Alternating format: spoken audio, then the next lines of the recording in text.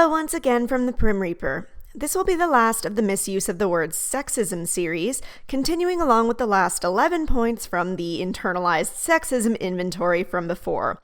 I feel we need no introduction at this point to the insanity we're about to examine, so let's just dive on in. Number 29. Do I hold women to a higher standard than men? This is a question that is presented in a way that seems very simplistic when the actual implication of the question is anything but. Let's present a few examples. Do I hold women to a higher standard than men when doing the same office job? No. Do I hold women to a higher standard when doing a highly physical job? The opposite, actually. I and probably everyone else hold women to a generally lower standard. Do I hold women to a higher standard in social expectations? Now, this is a more complicated question. Realistically speaking, I don't care if women want to be homemakers or career go-getters, and the same is true for men.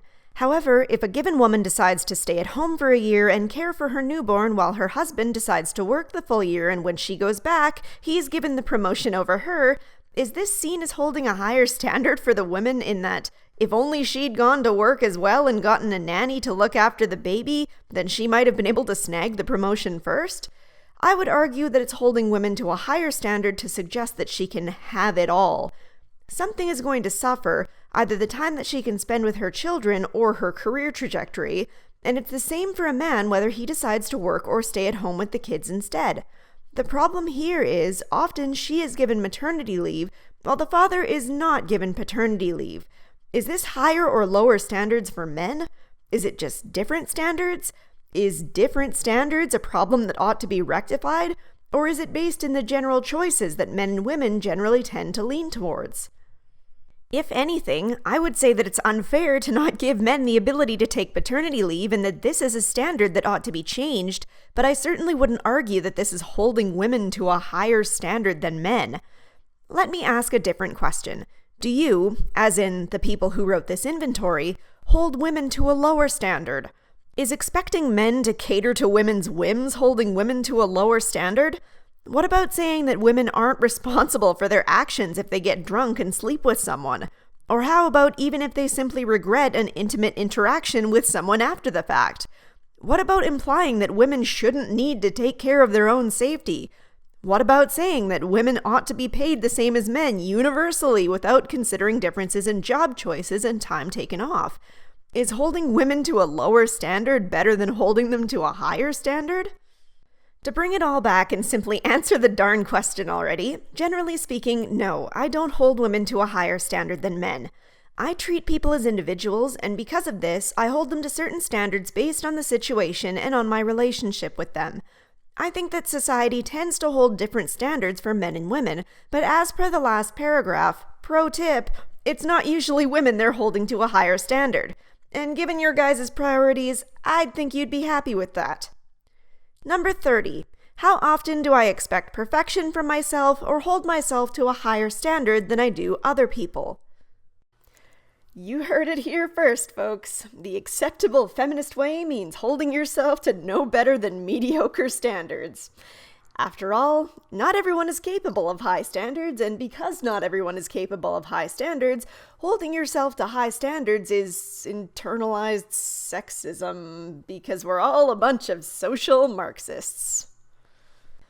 But seriously though, I don't care if you want to complain about others holding other people to different standards, but you don't get to complain about the standards that I hold myself to.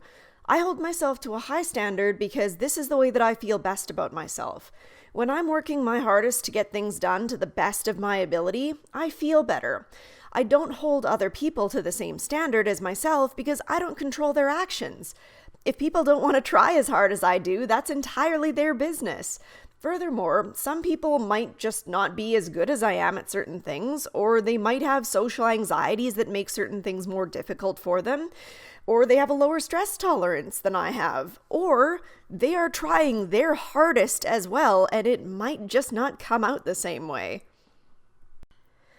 I don't know the life situation of others or what makes them tick. If someone gets a different result than me, or a result that's not quite as good but close enough, I'm totally okay with that, and I'm not going to criticize them for failing to live up to the high standards that I hold myself to, because again, I don't control them. I don't know about their life, but I do know my own stress threshold, and I do know my own abilities, and I do know what makes me feel best about myself, and that's giving my all. And when I feel bad about failing to do that, that's 110% my own problem, and my own darn self motivating me to do better next time, and negative 30% to do with internalized sexism, thanks. Speaking of holding women to lower standards. Number 31. Do I ever talk to other women about my disagreement with a particular woman rather than talk directly to her? Sure, sometimes.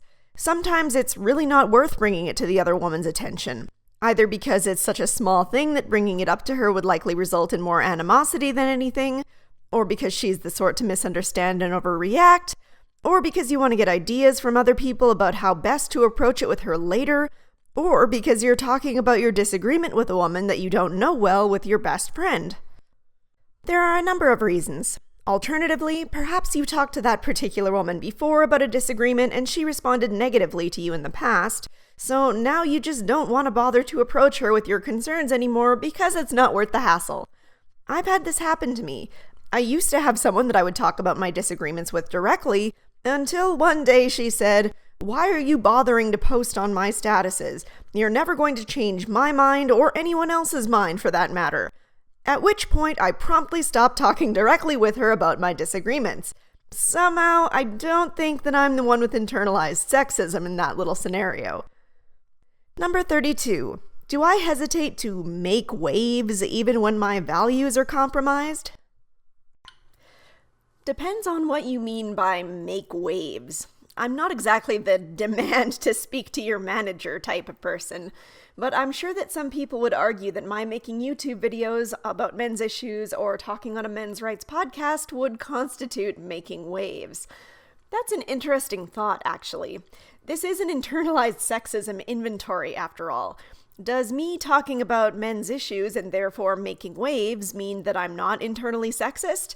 Or because I'm foregrounding talking about men's issues over women's issues, does it cancel this out and make me internally sexist anyway, even though I'm standing up for my values?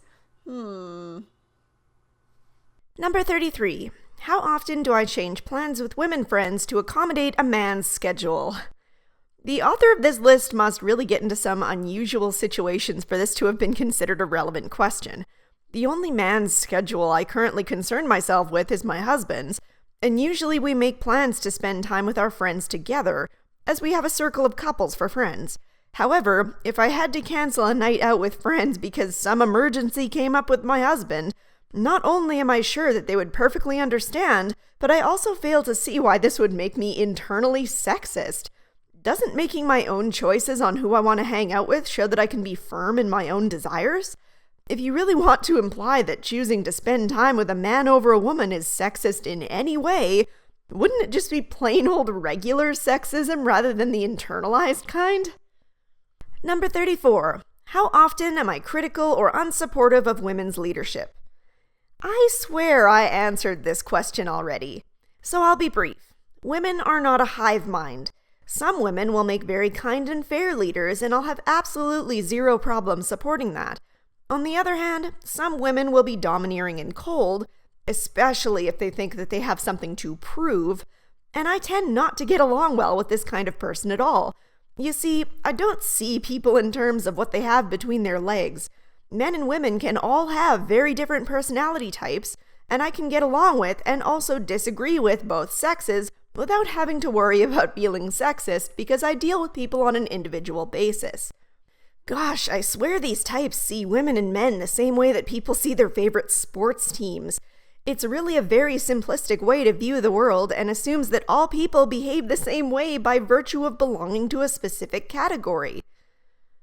Number 35. Have I ever declared I'm not a feminist? Oh, honey, let me count the ways. Actually, no, because that would make this video drag on for ages. I have created an entire series on why I disagree with feminism, and I do encourage you to check it out if you haven't already for a full explanation on this. However, I will challenge the specific idea being put forward right now. The idea that if you're not a feminist, you're a sexist, or at least an internalized one. People who make this claim are essentially conflating feminism with all women, and this is something that has bothered me for a long time. The last I heard, the vast majority of people, including women, do not identify as feminist. Feminism as an ideology does not represent the majority of women's interests. In fact, for someone like me, it actively goes against many of my interests. Feminism has, in many ways, made the lives of men more difficult, and I take it as a personal offense that not only would they assume that their ideology speaks for me, but that they would have the gall to call me internalized sexist for denying it. Say it with me now. Feminism does not have the monopoly on equality. Feminism does not equal women. If I'm standing up for my values and challenging this, and you try to tell me that I have some internal hatred over it, which one of us is the one perpetuating oppression over the other? Just think about it. Number 36. When someone pays me a compliment, how often do I protest or minimize the compliment? First, this has nothing to do with internalized sexism. It's called being bashful or modest. Second, some people are just socially awkward and don't like having attention drawn to them. It's okay to have these traits. It's okay to be uncomfortable with compliments. It happens to both men and women. Now, there is something to be said for learning to accept a compliment gracefully, but it doesn't come easily to a lot of people. Attributing negative things to probably harmless phenomena is a great way to promote overthinking.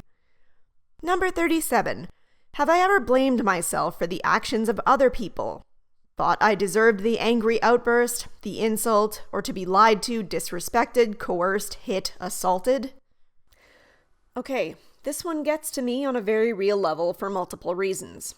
Having grown up with abuse, by another woman, let's make that clear right now, I have experienced the mental anguish that this kind of treatment can put a person through.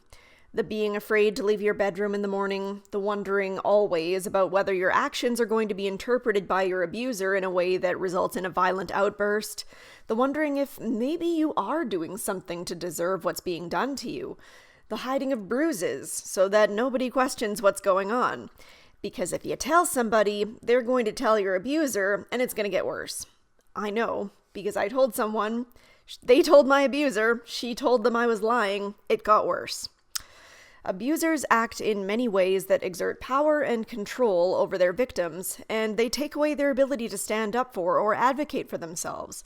This is especially true in children, but it can happen in both men and women equally also. So, because this internalized sexism inventory is obviously directed at women, telling women who have fallen victim to the controlling behaviors of their abuser that they are internally sexist is tantamount to victim blaming. Women who are trying to blame themselves for the actions of their abusers need support, and long-term support at that.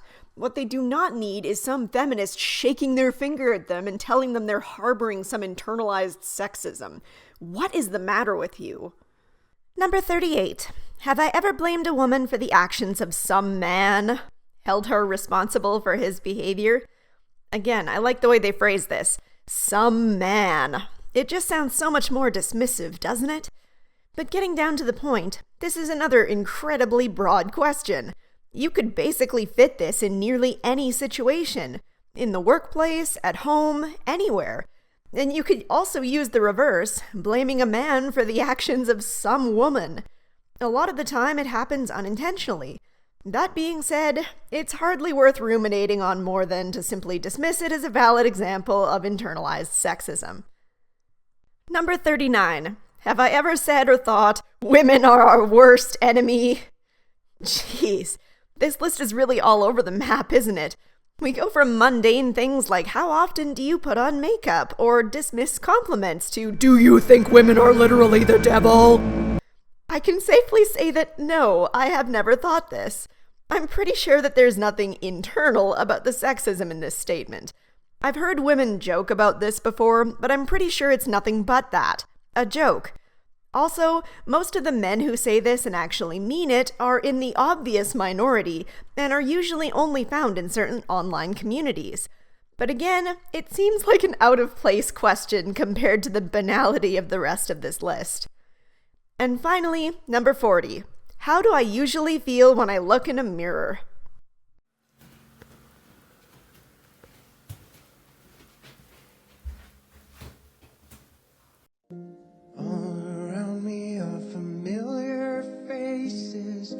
Just dandy, thanks.